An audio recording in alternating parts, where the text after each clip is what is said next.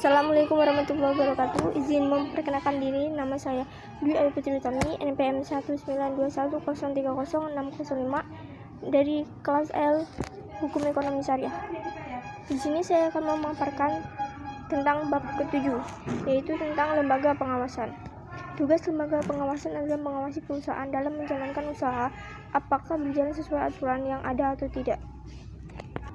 Semenjak berlakunya Undang-Undang Nomor 21 Tahun 2011 tentang Otoritas Jasa Keuangan, bahwa tugas, fungsi, dan pengawasan berada pada Otoritas Jasa Keuangan dimulai tanggal 31 Desember 2012. Pengawas berada pada OJK sesuai pasal 55 ayat 1 dan 2 yang berbunyi 1. Sejak tahun 31 Desember 2012, fungsi, tugas, dan wewenang peraturan dan pengawasan kegiatan jasa keuangan di sektor pasar modal, peransurasian, dana pensiun, lembaga biaya, dan lembaga jasa keuangan lainnya beralih dari Menteri Keuangan dan Badan Pengawas Pasar Modal dan Lembaga Keuangan ke OJK. Yang kedua, sejak 31 Desember 2013, fungsi, tugas, dan wewenang peraturan dan pengawas kegiatan jasa keuangan di sektor perbankan beralih dari Bank Indonesia ke OJK. Yang A. Otoritas Jasa Keuangan. Undang-Undang Nomor 21 Tahun 2011 mendefinisikan Otoritas Jasa Keuangan sebagai berikut. Otoritas Jasa Keuangan yang selanjutnya diangkat OJK adalah lembaga yang independen dan bebas dari campur tangan pihak lain yang mempunyai fungsi, tugas, dan wewenang pengaturan, pengawasan, pemeriksaan, dan penyelidikan sebagaimana dimaksud dalam undang-undang. 1. Fungsi OJK. OJK berfungsi menyelenggarakan sistem peraturan dan pengawasan yang terintegrasi dalam keseluruhan kegiatan dalam sektor jasa keuangan. Yang kedua, tugas. Berdasarkan pasal 6 Undang-Undang Nomor 21 Tahun 2011, tugas utama dari OJK adalah 1. Perbankan, 2. Pasar modal, 3. Peransurasian, yang keempat dana pensiun, yang kelima lembaga pembiayaan, yang keenam pegadaian, ketujuh koperasi, dan kedelapan lembaga dan lainnya. Ketiga, wewenang OJK. Yang 1. Tugas pengaturan.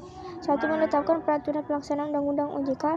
Yang kedua, menetapkan peraturan undang-undang di sektor jasa keuangan. Yang ketiga, menetapkan peraturan dan keputusan OJK. Yang B. Tugas pengawasan. Untuk melaksanakan tugas pengawasan, OJK memiliki wewenang untuk menetapkan kebijakan operasional pengawasan, melakukan pengawasan, pemeriksaan, penyelidikan, perlindungan konsumen, dan tindakan lainnya terhadap lembaga jasa keuangan, pelaku dan atau penunjang kegiatan jasa keuangan, memberikan perintah tertulis kepada lembaga jasa keuangan, penunjuk dan pengguna pengelola starter, memberikan sanksi administratif terhadap pihak yang melakukan pelanggaran terhadap peraturan perundang-undangan di sektor jasa keuangan, dan memberikan dan atau mencabut perizinan kepada lembaga keuangan syariah.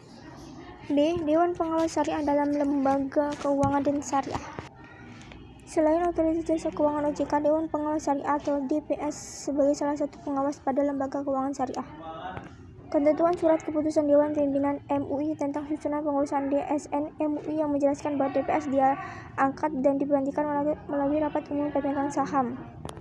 Menjadi DPS perlu persyaratan khusus karena tugas DPS mengawasi perusahaan perbankan syariah sesuai dengan prinsip syariah, sehingga DPS harus memahami keilmuan yang luas baik itu muamalat dan hukum, dan juga memiliki integritas dalam memajukan perbankan syariah.